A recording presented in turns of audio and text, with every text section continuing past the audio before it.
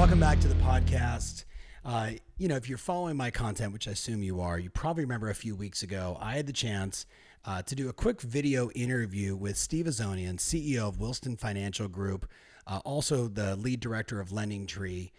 I would argue that there's few people in this industry that have worked so broadly and narrowly in our industry to really understand housing at its core. So I'm super excited to have him on my podcast today. We're going to have a real lively discussion about real estate before COVID, during COVID, after COVID, and some of the changes that someone like Steve can see from an inside and outside perspective. So Steve, first and foremost, welcome to the podcast.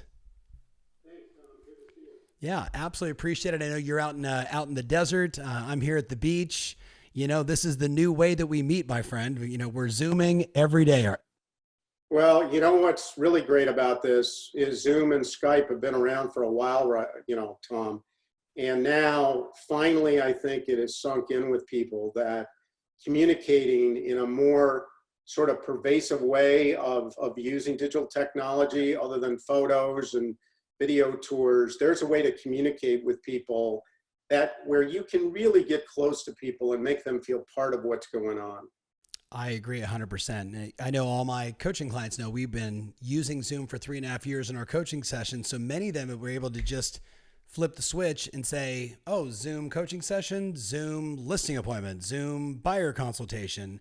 So we've seen a lot of great adoption, certainly, but we're getting ahead of ourselves, Steve. I think it'd be important for the people listening to this, maybe that they probably used one of the brands that you have run.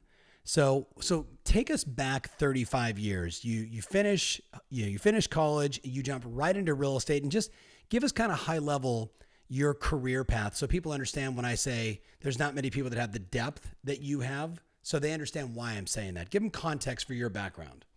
Sure, Tom, I will. Grew up in Chicago, went to work for Chicago Title and Trust while I was in undergrad, and ended up going to grad school while I was at Chicago Title, and I got rotated throughout the company.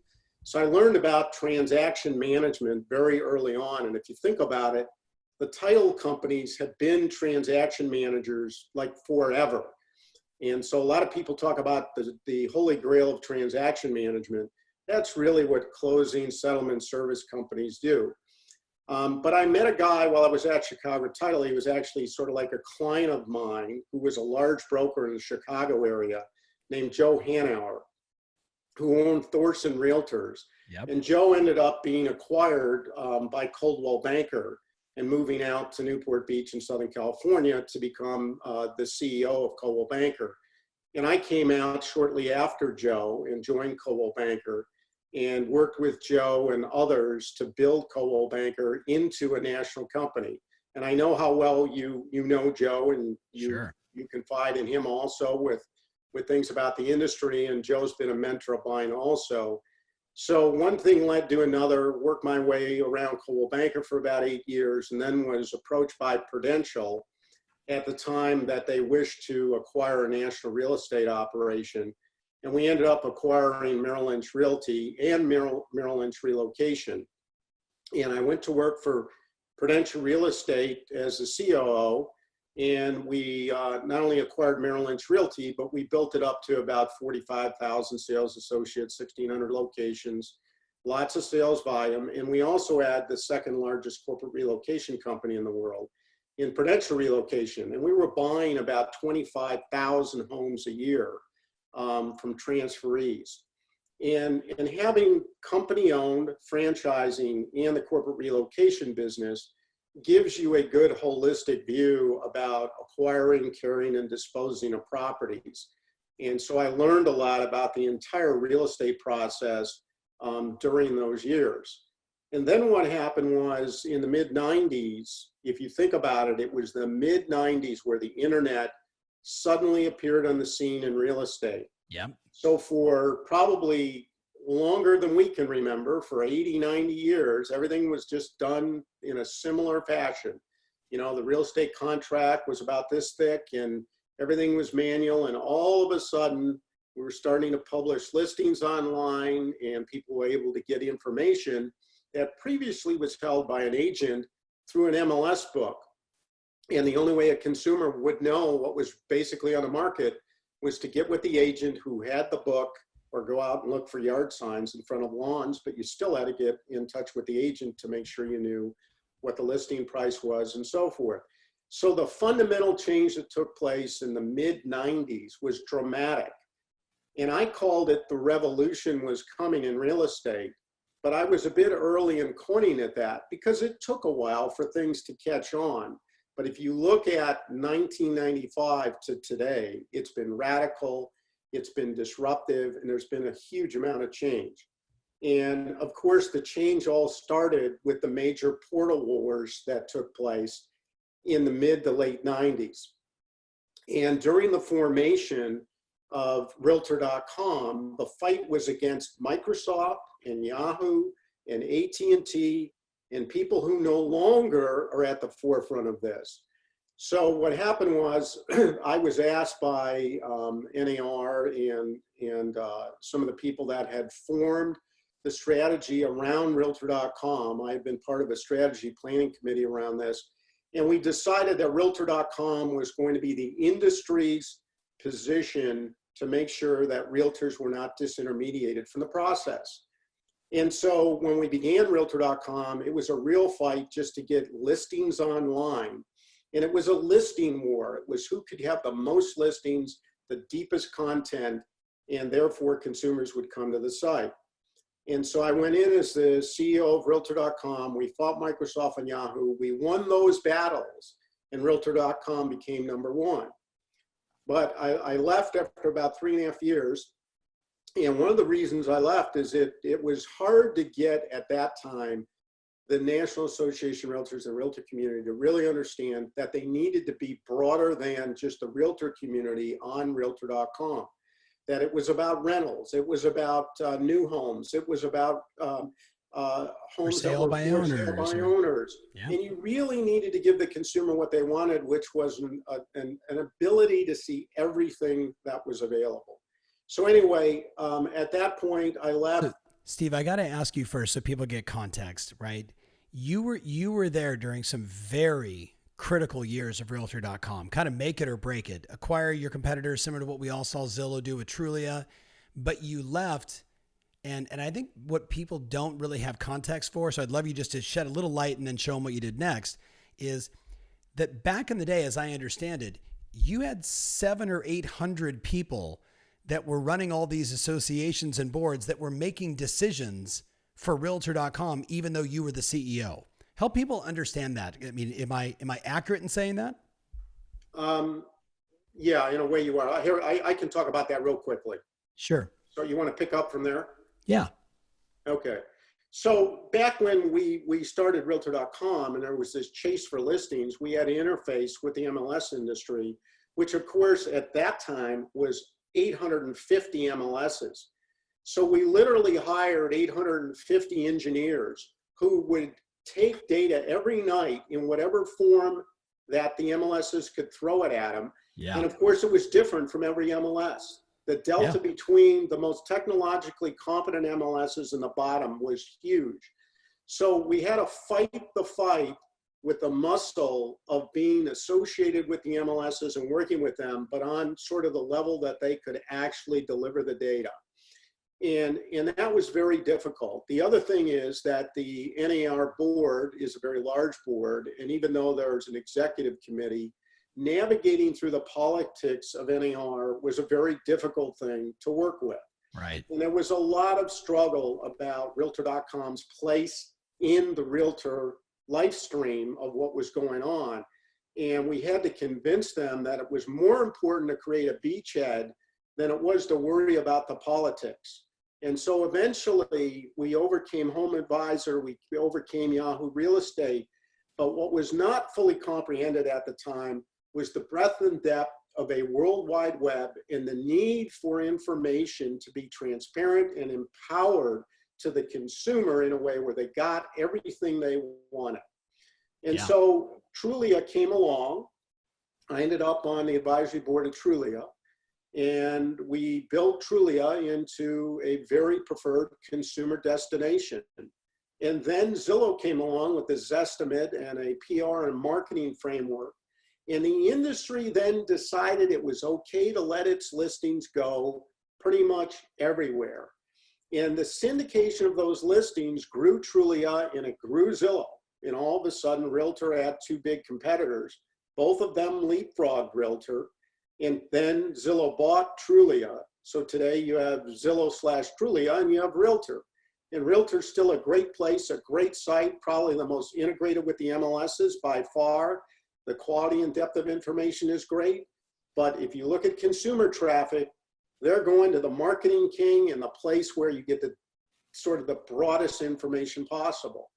And so if you take a look at what's transformed residential real estate and the way the consumer interacts with it, clearly those portal wars were the beginning of the overall battle that's now evergreen to draw consumer eyeballs and then deliver them to people who can service them and, quite frankly, monetize them.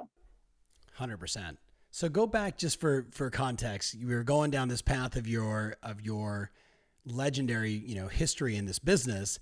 And, we can go into each one of these, and I have a whole bunch of questions I'm going to ask. So the people that are listening, do know this. Steve is an advisor to me. He is someone that I've turned to for tough questions on the industry, for my own business, leadership advice. So, this guy is really deep. So kind of finish up sort of the fast version of what led you to where you are today, and then let's start digging into all these issues. Sure. So as I departed from Realtor.com, got involved with Trulia, I also decided that I needed to broaden my understanding of what I call the home ownership industry. Mm-hmm. Because if you think about it, when a consumer goes through the transaction, they're not focused just on the agent or just on the brokerage company or just on the title company or on the appraisal or whatever. They see it as a holistic transaction, which is kind of difficult to understand and get through when you don't do it every day. Yeah.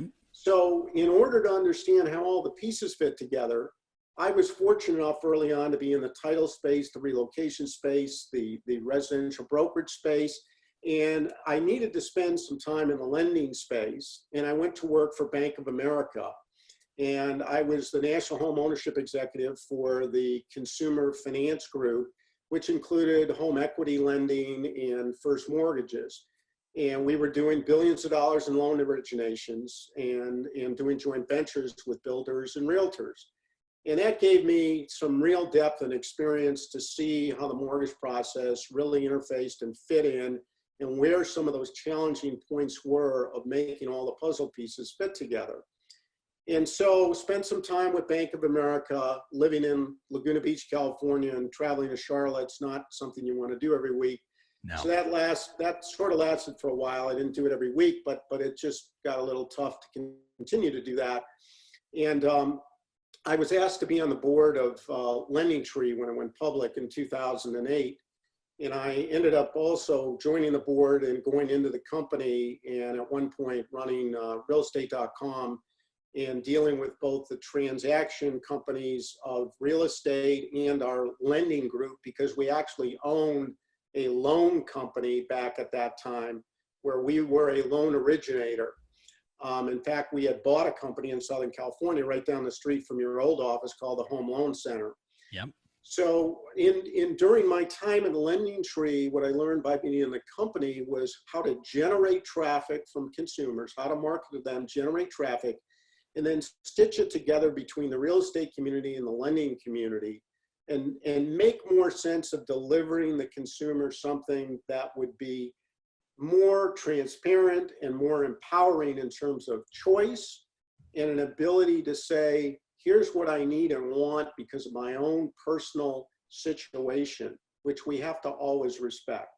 Yeah. I then also ended up, joining some boards like a Realty Track and Atom Data, and Inside Real Estate, and going to WFG, which is owned by Golden Gate Capital. Ended up doing some portfolio work on the board level, and then coming into the company to work day to day on taking the company to $1 billion status and working on the transaction to the consumer. And we've done a lot with technology and created a technology company in order to do that. And today I'm also involved with a global mobility company, relocation company that I've been on the board of for a number of years. So I think all the listeners can get why, having someone like Steve on the podcast, and certainly for me as an advisor, is such an advantage because, just a few weeks ago, he and I were chatting and I'm like, Steve, what do you think is the biggest problem facing the industry right now? And he came out of left field and said, the problem we're going to have is we don't have enough states that have remote notaries. And I was like, I didn't even think of that. And now, Steve, you've, because of you and others that are making this movement, I think at that time we were at 17 or 18 states. And I heard recently we're now at 23 states in the US that can now do a remote notary. Yeah, that's right, Tom. And there's some national legislation that's being proposed. One of the difficulties is that even if we get the national legislation passed through, we still have to make sure that the capabilities technologically to do it are there, and we need to get the notaries trained. But remote online notarization is occurring every day now, and it's actually working very well. There are 3 or 4 key platforms where this is occurring on. And what we really need to do is to continue to push while we're in this state of affairs to make sure these things take hold. So an example I would use is just like with Zoom or Skype or Blue Jeans or Meetup. This is the time for these things to become permanent, because they will make a difference in how effective and efficient our business is and how well we can communicate with consumers. And that's one of my messages to all of the people that work with you. I know how hard you've been pushing them to use video and to communicate through these digital mediums. People are going to want and desire that more than ever. And I think people are having fun right now with Zoom. Yes. I know through things we're doing socially, my wife and I with friends and, talking to the grandkids and having little parties on a Friday night and just making it become part of our lives is what's going to make it easier for our industry to do business when people want to be empowered, they want the transparency, and yet they're not going to want to be out there touching a lot of doorknobs, shaking a lot of hands, hugging a lot of people. Those days are going to be over, at least for a while. So let's talk about this. You're one of the rare people I can ask this question to. So, you hear me talk a lot about BC, DC, AC before COVID, during COVID, and after COVID.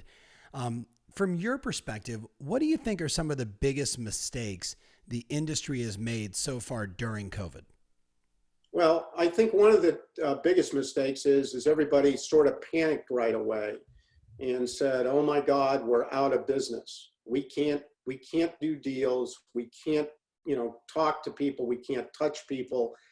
And I think what we've been doing for years now is slowly getting to the point where we have these vehicles for participation amongst all the participants in the transaction to actually interface on digital platforms together. So when you look at the search process, we've put virtual tours in. We've put a lot of information online. Now it's up to the agents and the lenders to connect with consumers in a digital format at that point of time at the search level, right? So far, all we did, we put up photos and people came. And if there weren't photos, they didn't like it. If there were photos, it was better. Then we did virtual tours, and then we were doing 3D virtual tours, and we keep getting deeper. But the connection should be with the consumer at the point of advising them, giving them research and educating them while they're doing their search work. So just throwing up school information isn't good enough. You need to come online. There should be a Zoom button on every listing where they can Zoom right to you. You can do a Zoom meeting on your phone. You could be anywhere. So why not be able to immediately connect with the consumer and not just do a chat box, but actually come on and have a good, effective, communicative session with the consumer off. Yeah. So Steve, I gotta interrupt. Why hasn't the industry, like whether it's an individual brokerage or one of the portals or one of the mortgage companies, why hasn't somebody already done this? Because it seems like common sense today that you would get the consumer right there in the moment and be able to answer questions. Tom, there has been a struggle to do this for a long time, because even at Realtor.com, there were times where we'd be accused that, hey, you got all the listings, but I don't hear from anybody. I don't get the leads. Yeah. And then we put 800 numbers on the yard signs, and all of a sudden the leads appeared. Yeah. So I think this disconnect still, is getting solved for, because we tend to do things the way we've always done them, and getting people to change and adapt to new ways of doing things is not easy. And you need both parties to do that. Yeah. So now that you're getting people comfortable with two-way communication online for a high variety of things. I mean, think about car dealers. They're selling the car through Zoom today, and they're delivering it to your driveway. Yes. Why not? And by the way, most consumers don't care if the car comes from Timbuktu or from Hong Kong. They just want a good experience, and it's being delivered by some car dealers now, whereas others have basically closed down because of what's happened with the virus. Yeah. So I think in the real estate space, what happened was it's been evolutionary instead of revolutionary. And I think that dial's been cranked up now because of the pandemic. And so now everything is fast forwarding, and you're going to see the innovation increase exponentially during this process, because the really good, creative, smart agents and brokers and lenders who get it, and title companies, they're on it right now. And by the way, they're seeing newfound efficiencies. They're seeing better quality of service delivery in some cases because of transparency and communication. So these are good things happening because of this. They're not really workarounds. They're new ways of doing business. So back on the question of biggest mistakes the industry has made and maybe the lessons, I'm curious, certainly that's an obvious one. And I mean, at least it feels obvious. I want to ask another question about that first, and then I'm going to hit you another mistake question. Who do you think is it the agent? Is it the brokerage? Is it the MLS? Is it NAR? Because I don't think it's the consumer that's resisting any of this. No, it's not the consumer. And I think you can put the consumer into different categories depending upon, what they want, where they live, how they want to interact. I think you always have to meet consumer demand on their terms. Yep. But the point is the variability of what you can do for them today, the elasticity and what you have to offer and how you interface is so great that there's no one that you can't serve if your game is on. Yeah. And your game has to be on because you have to take responsibility for getting educated. You have to take responsibility of structuring your business around what's available. And then you have to go execute and deliver and market the hell out of who you are and what you can do. And by the way, I think that is another thing that was not being done before COVID, which now is starting to be done, which is agents are saying, wow, I need to tell the consumer how digital I am and how safe I am. Yeah. And I think this promotion of how I can do a transaction going forward and how safe I can make that experience becomes paramount in how I market my capabilities now. That's a change. I agree. And I could validate that by telling you, now 6 weeks into Pivot and training, thousands and thousands of agents all over the world, the just sold card is no longer something we even look at. Now it's the how we did it card. It's the how we did it video, how I was able to navigate buyer, seller, virtual, everything, get the property sold. The buyer never even saw the house, never stepped into the home and yet bought it. We know those transactions are happening every day, safely, correctly, and yet some agents aren't aware of that. So that is the new method of marketing that shows your degree of separation. But Steve, I want to go back to another mistake in the industry. And you have terrific insight on this because you mentioned earlier you were buying 25,000 houses a year with your relocation company. So in your mind, how badly did the industry miss iBuyer, and where do you think it goes from here? Well, the iBuyer concept is not new in the sense that the relocation industry 45 years ago really shepherded, iBuying through corporations versus individuals. And a lot of lessons were learned through that experience. And the most important lesson learned is that you have to clearly understand what you're up against in a seasonal and cyclical business that once in a while has major hits to it in terms of what may happen to transaction volume and or prices.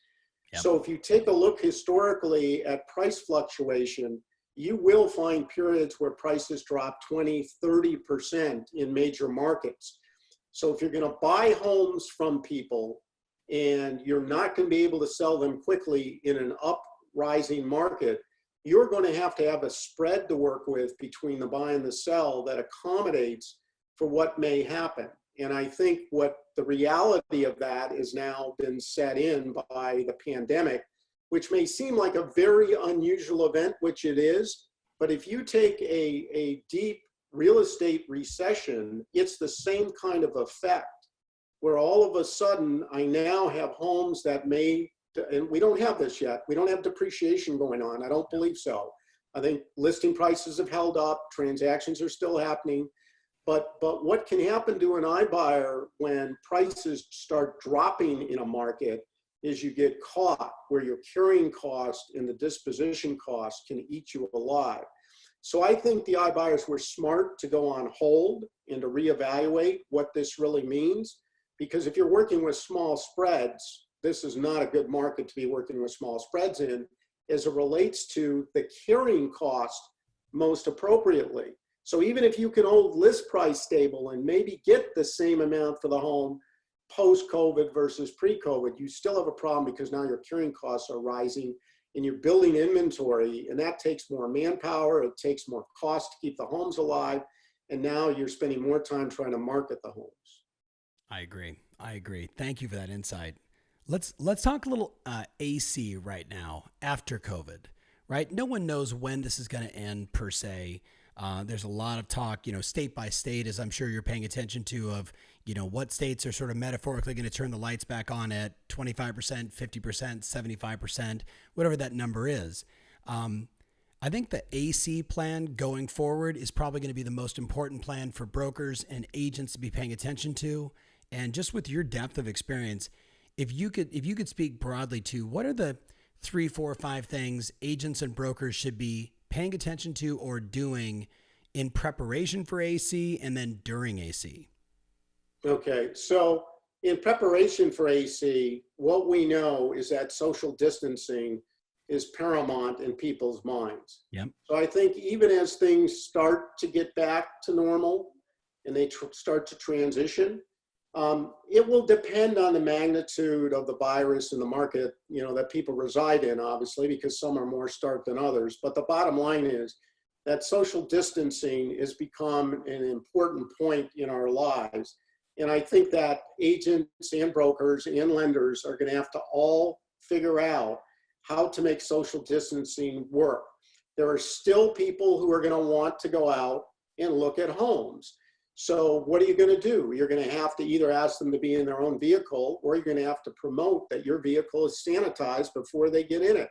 Yeah. You're going to have to bring them to a home. You're going to have to get to that home, and you're going to have to open every door in the home and make sure they don't have to touch doorknobs and do things that they typically would have done in the past. You're not going to be able to just say, hey, I'm going to open the door, just take a walk around, and I'll be on the phone out front when you're done. Those days are gone. Yeah. So I think people need to create a list for themselves of those things that are relevant to related to social distancing that matter to people, because people will want to know they're working with a professional who's thinking about their safety first and that they're prepared to handle social distancing. The second thing is that technology is going to play a big role in how we move forward. And that ranges from, during the search process, the things we were talking about, down through working with a company where you can open escrow and that is done in an efficient digital manner, eliminating paper, where that their privacy and their security protocols are totally locked down, because the more you use digital technology, the bigger the risk becomes for fraud and for terrorists to come in and try to disrupt the transaction by basically stealing money. We move around a lot of money in this business, and we have to protect it. And that's up to the consumer, the realtor, the lender, and the title company, because everybody's sort of touching this framework of how money moves around. And we have to be very careful about things like phishing and people coming in with fraudulent emails and basically redirecting money to places it shouldn't go. Now that's been a problem, but that Yes. problem gets, sort of exponentially a bigger challenge as we move to more digital formats to do this. So we got to be on top of our game. And what I would advise your clients is that they need to make sure that the lender and the title company that they're interfacing with and the escrow provider, that they know that those people are buttoned down and that they have the right technology and procedures to provide a secure transaction. The other thing I would say is it's up to the realtor community to get educated, because a lot of the attacks are actually on the realtor email. So they're hacking realtor emails and they're faking that they're the realtor when they come in and create the fraud. So it's very important that each agent in this country gets up to speed on that, because the more we facilitate allowing the fraud to happen, the more of it there will be. Yes. So I think that second point first got them inspired and then probably just scared the bejesus out of people, Steve, just being frank. You're like, tech's going to continue to play a huge role. Scary, scary, scary, scary. Is it that scary? Or do you think that most brokerages have solved this?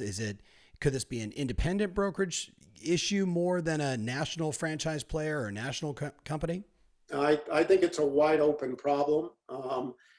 Particularly, just take NAR with 1.4 million members, and then, you've got another couple 100,000 people that are not members doing these transactions. You've got a big base of people that need to be covered here with good education. I think NAR is trying to do some of that. I know Williston is doing a lot of that and has created a problem called WestProtect, which was meant for title agents and now is being expanded to the realtor community, so that realtors, number one, get educated. Number two, they understand what phishing exercises are. Yeah. We do those exercises. And then if they have Q&A, there are portals now for them to go to. And there's like a 411 instead of a 911, a 411 number that they can call to get advice and help. Those kind of things are becoming more prevalent, but it's up to the realtor community to take this seriously, because it's the consumer's money at the end of the day that gets extracted and ends up in a foreign country where it never comes back. Yeah. So if I'm a consumer, I want to know I'm doing business with someone who's got this figured out. And that's why if I'm an agent or broker, I can use this as a competitive advantage if I have it locked down. Steve, I'm literally writing down, market this as a degree of separation. Do you think that could... I'm just, this is a podcast, guys. So there's, I sent him 3 questions. So far, I've only asked him 1. So, Steve and I could just bounce all over the place with some really meaningful insights here. Do you think that could pose a problem if they marketed that as a degree of separation? No. I think that I know that when I'm dealing with any of the places that I transact money with, my brokerage account or even with an airline or even through PayPal, I really want to know that it's a secure environment. And how do I do that? It's not easy, because how do you know? Well, you're counting on these big brands to protect you. But if you're using 2-factor authentication, if you're changing your password often, if you're doing some simple things, your chances are much better that it's not going to happen. So the problem is that people get lazy. They don't change passwords. The second thing is 2-factor authentication is a pain in the butt, but it's really impactful when you do it. So if you put some of these things in and then you tell people that want to do work, that work with you, yeah, here's how I do business. Here's what I do to protect myself. Here's what I do to protect you. And here's how I'd like to interface with you. I think people are going to appreciate that. I agree. I think you've actually really given us like your first 2 points. Social distancing, the note that I wrote down is that every agent needs to create a social distancing guideline and then market it. To be able to say, these are the things that these are the steps that we follow in order to serve you. And then the second one is this degree of separation in terms of really protocols around security, right? The fact that we can do an end-to-end transaction, but we can do it in a safe and secure way. I think, so far this is awesome. What's number 3? I asked you for 4 or 5 that I know you didn't prepare for, but I know you got. So what's number 3? I think number 3 is using these video platforms and creating a style and a culture around how you do business. Particularly teams. I could see where teams could sit down and formulate a business strategy around using, whether it's Zoom or Skype or Blue Jeans or whatever, whatever that platform is, interfacing with the loan officer, interfacing with the title officer, bringing all those people into a Zoom room to keep the transaction moving. And you know what? The consumer should have visibility into that portal. So creating a repository, a safe haven, which is, here's a good analogy for you. So when we do M&A to buy a company, there's generally a room set up, Yep. right? And we call it, the digital vault with all the information about the company, and you go in and it gets posted into the room, and you get to go into this room and you get to drag things down, you get to look at balance sheets and P&Ls and client lists and things like that. Well, why don't we have a vault for each transaction where the consumer can go in, the lender can go in, and the realtor can go in, and they're exchanging information, but it's a safe, secure place. And the consumer's able to sign things and to keep things moving, and the appraiser's uploading the appraisals, and that will cut down on telephone tag. It'll make the process more efficient. It'll make it more transparent, and the consumer will feel more empowered. Doesn't that sound a whole lot like what Dotloop set out to do and ultimately did? Everybody wants to do this. Ultimately, That is sort of the holy grail of bringing the transaction to that point where everybody can interface. No one has pulled it off 100% at this point. There are different pieces of it out there. And some of the bigger software companies, people like, MoxieWorks and Inside Real Estate, they have a very powerful platform, and brokers can adopt that and get their, but we holistically yet don't have the consumer coming into the environment from the very beginning, so that when you transact with a consumer, like if you go to LendingTree today, there's a portal called My LendingTree, and you sign up, and you now you pick what kind of education you want to get about insurance or personal loans or auto loans or whatever, and you're proactively sent content because you're now part of that portal. When you go to do a transaction, all your data is already there, and it's front end loaded to make the transaction simple. You get to monitor your account through there. So just like in an investment account you may have somewhere, you're able to go in and see each transaction, when it's happening. You order a Domino's pizza, you get to see the pizza is being made, it's been in the oven 5 minutes, it's now in the car on the way to your house. The UPS truck, where the truck is, approximately what time it's going to hit your driveway. That's where we have to get to. That's after COVID, because now some of these pieces that were making that difficult are actually taking shape much faster now. You actually, I think, really had 2 points in one there. And I want to just reiterate for everybody listening, the way my mind always works towards, Steve, help my clients separate themselves from the competition, the whole flight to quality that, we know we're seeing during COVID, and we will certainly see after COVID. It's interesting. I thought I'm going to reach out to Mark Davison and the guys at 1000 Watt for them to start creating the style and brand outline for someone in their Zoom sessions, right? Like what is the appropriate session? What is the message you're trying to demonstrate with your brand, your identity now, since so much of it is going to be done via video? And then secondly, you're exactly right. Like the data room, the vault for every M&A transaction, it's the same thing. Dotloop and others have gone there. Here's my question. Who do you think is actually going to be able to finish it? Who do you think is going to take it 100%? And we're talking about really that end-to-end transaction. Well, I think it's going to be a combination of software platforms, and you're going to see people like Inside Real Estate and MoxieWorks and Dotloop and that on. But it's going to take a combination of combining with the title and settlement service providers.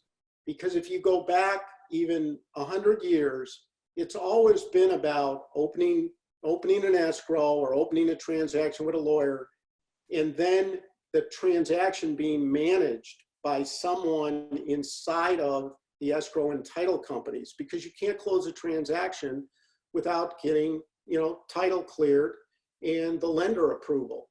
So you can have a software platform of any kind you want, but it's got to have that integration from the lender and from the title company. So it isn't going to be any like one person is going to get that all on their own. There has to be a highway, and that highway has to have on and off ramps where all these things this information can come on, go off to whoever needs to sign for it. And then it gets all the way through the closing process. And then somebody gets the advantage of the post-closing opportunity to remarket to the consumer. So I think, again, the pieces are being built, and there will only be a few winners because this is a big effort to get this done. Yeah. I mean, I think we're looking at companies like Amazon as sort of the ultimate example of, truly a frictionless transaction. And we know it can exist in real estate. I mean, you and I, I'm sure you've had the same experience. I went and bought my third Tesla. I did it on my iPhone, right? Literally, boom, boom, boom. Here's all the features. Bam, financing, boom, done, right? All from my phone. They would have delivered the car to me, but I wanted the experience back in the day, in the BC days of actually going in and grabbing the car. So we know it was you or someone else that said, I'm dating myself, or back in the 90s, it's ridiculous that I can buy $100,000 or $200,000 car and I can do it in 7 or 10 minutes, but I can't buy a house in the same speed. Do you think we're going to get to that? Do you think DC has pushed us hard enough to make this process easier? Do you think we'll ever get to that kind of speed, or what's your prediction in AC? Well, first of all, I don't believe comparing buying a car to a home is a perfect analogy. Yes, sure. And the reason for that is because the home is so personal. Yes. It's longer lasting. And to me, cars are disposable. They come and go, and you treat them like toys in some respects, where the home is a much more special place.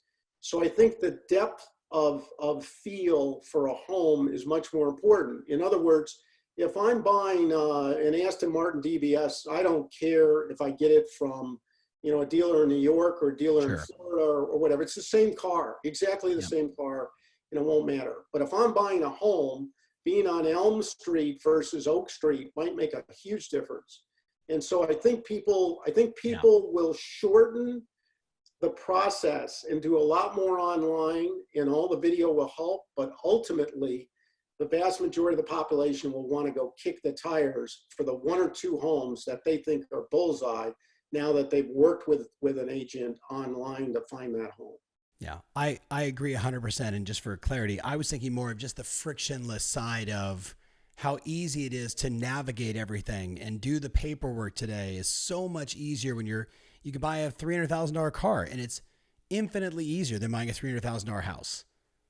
Yes. But so what just happened was the federal government, through the FDIC and the Office of the Control of the Currency and the Federal Reserve, just authorized banks that hold their own loans. They don't need appraisals now when they close the transaction. They can wait up to 120 days to get the appraisal. Why did that happen? Because they're trying to make the process more efficient, particularly because of the pandemic we're in.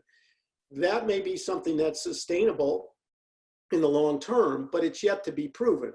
The appraisal community's in upheaval about this because, of course, their position and their importance in the transaction is being diminished by this action. On the other hand, we've already started to move to desktop appraisals, and we've started allowing drive-by appraisals in this environment because appraisers don't want to go in people's homes necessarily, and people don't even want them coming in. So there's some more efficiency that may come, and I think it will come because AI in the appraisal process is very possible, particularly if it's in a neighborhood that's pretty easy to manage the appraisal process. When you get to real customized, expensive homes on a beachfront or whatever, there's always going to have to be somebody looking at the true value of it because you could miss by millions versus 100,000. So I think that gets streamlined. I think the search process gets streamlined. And by the way, on the title and the settlement services side, it's getting streamlined extensively now.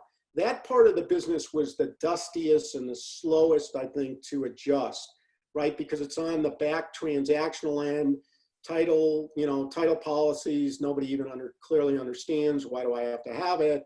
Why does it cost this much? They don't understand it. There's actually, by the way, billions of dollars of losses every year in the industry related to title fraud. So it is an important element of every transaction. It is now being sped up by e-closings. And by the way, before we even get to an e-closing, the title companies are doing things with the lender community to integrate into their process, take time and cost out of the transaction, and to get ready for the close and to become a more efficient process. So we are cutting down on the amount of time, and we are digitizing the transaction. Then when it gets down to the e-closing, the real bottleneck was not like signing documents, because we now have DocuSign and other platforms that we can do that on. The problem was the notarization was still required to be done by an in-person notary for a wet signature. And we're now getting away from that. So you can see how the whole thing is getting compressed, and we will shorten the timeline.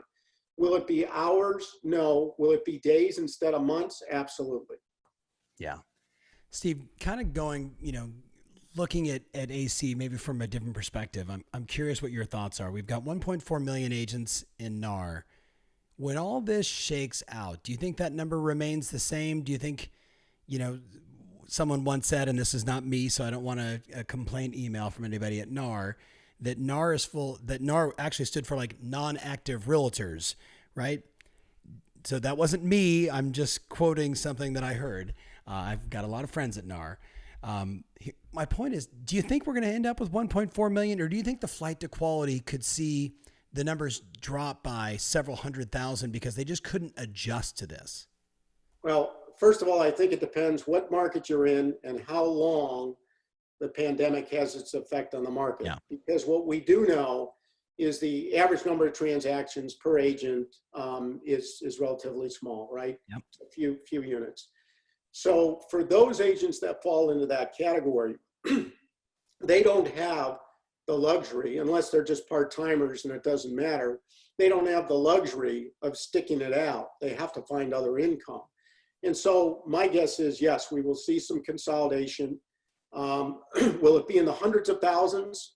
I would think not, if this sort of is on the path to recovery that it may be, where we only have 2 or 3 bad months. I think that enough people will hang in there. They've probably already paid their dues. They've been either on unemployment or found some way to make some side money. So I don't think it sort of, gets hit real hard, but there absolutely will be a reduction by those people who cannot sustain not having a commission check for 2 or 3 months. Yeah. And I also think the flight to quality always happens in a real estate recession. One of your best clients for years, Maxine, I'll never forget her telling me that she loves it when there's a downturn, because she just eats up share and takes over more of her market. And she's proven that time and time again, because when it gets tough, the tough get going. And I think that's true. And I know what you tell people is right now is a time to dig deep. And It really is. Now's the time to step it up, not take a vacation. I've heard certain companies in the industry say, hey, we may be busier in December than we are now, so you should probably take a vacation and just go fix your home or do whatever you're going to do right now. Just lay in the backyard and take some time off because there's no business. Well, that's absolutely the wrong attitude. We know that. And the go-getters are going to have more market share when this is over. So even if the number of licenses don't go down dramatically, I think the change in who's doing the business and who took advantage of this downturn is going to make the biggest difference. Yeah. When this whole thing started, Steve, I remember running past you my first original 3 rules: safety first, right? Number 2, keep the business moving forward, which means innovate, navigate, make sure your partners are right. And the third one is load the cannon. I'm talking to, agents and brokers and team leaders across the country and really now around the world. And when you talk to the best people, they're all saying the same thing. Yeah. Dependent upon the state or city that I'm in, transactions are where they're at, right? Like Phoenix, Arizona, they're down a little bit. Upstate New York, they're down a little bit. New York City, decimated, right? In terms of transactions, still happening, but very few. But every one of them says the same thing. I've got 10, 20, 30, 40 listings ready to hit the market, right? When this thing turns. Because they didn't stop marketing. They didn't stop prospecting. They all did it with the right tone, obviously empathy and understanding and compassion, but they recognized the moment you stop marketing, you're out of business. Well, NER went out to its membership and did a survey, which the data just came out. And, they asked buyers, what they're going to do. And the biggest cohort said that they were simply going to wait a couple months. They were still ready to buy. Yep. They hadn't lost their appetite for buying. They were just going to have to put it on hold for a couple months. And then when they talked to sellers, a number of people did pull their properties off the market because they simply didn't want people coming into the home. Right. And they knew that people would want to come into the home and they just didn't want to go through the transaction right now. But they said the same thing. I'm going to put it back on as soon as this calms down. And let's get back to business. I think the only difference will be not whether there's buyers and sellers. The difference will be how we practice social distancing, how we use technology, and how we get the transaction to actually move more efficiently maybe than it did before COVID. I agree. Stephen, this has been super insightful. And, as always, we could spend, days together just, talking about this crazy industry that we love so much. I'm looking at, I've got 3 pages of notes and I'm the interviewer, right? Just on all the things you're saying. I think the big ahas here, you're exactly right, is creating that social distancing guideline, right? And having that as something that it's on your website. It's something you post in social that you're telling people, this is how we do it now to protect you and to move transactions forward. And then marketing as a degree of separation, the security aspect of digital transactions, I think is something that most people wouldn't even pay attention to, but I think that's a huge opportunity. And the video style guide, the brand approach, along with, the transaction vault, there's been a lot of insights here. So as we wrap up for the listeners, closing statements is, if this was your last podcast ever, which is highly unlikely, but your last podcast ever to the industry, what would you want to share? Well, what I'd like to share is that because I've been in the industry a long time, and what I call the home ownership industry again, and looking at the role that everybody plays, you take a look at everything from the MLSs to the associations, the realty community, the lender, the title companies.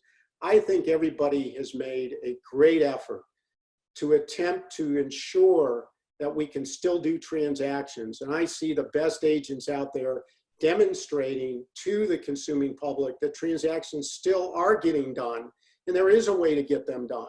And I think all these participants in the process, from the lenders to the title companies, are finding ways to work through this together.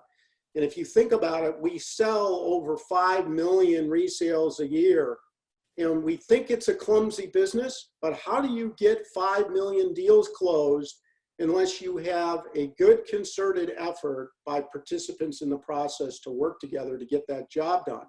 I think now we have this great opportunity to step it up a level, leverage technology, leverage our learnings from this, and make it an even better process for the consumer, who at the end of the day will win because we were smart enough to take advantage of those things. If we don't, then other people will try to supplant the people that are in the process now, because the innovation is right on our doorstep more than ever. And for those that want to take advantage of it and, quite frankly, work hard, then they're going to win. I agree, Steve. Thank you so much, man, for your time. And Steve, if people wanted to reach you in some way, shape, or form, is there a good email or social account, or what's the best way to reach you if they want to connect and ask a question? I think the best way, Tom, would be to use my email, which is capital S OZONIAN at Williston, WILLISTON.com. And I'd be pleased to hear from people. All right, my friend, thank you so much. And as always, for my listeners out there, the goal is to be the most informed agent, the most informed broker, so you can educate your buyers and sellers, educate your teams, and at the end of the day, keep the business moving forward. So keep up the good work, and we'll see you on the next podcast.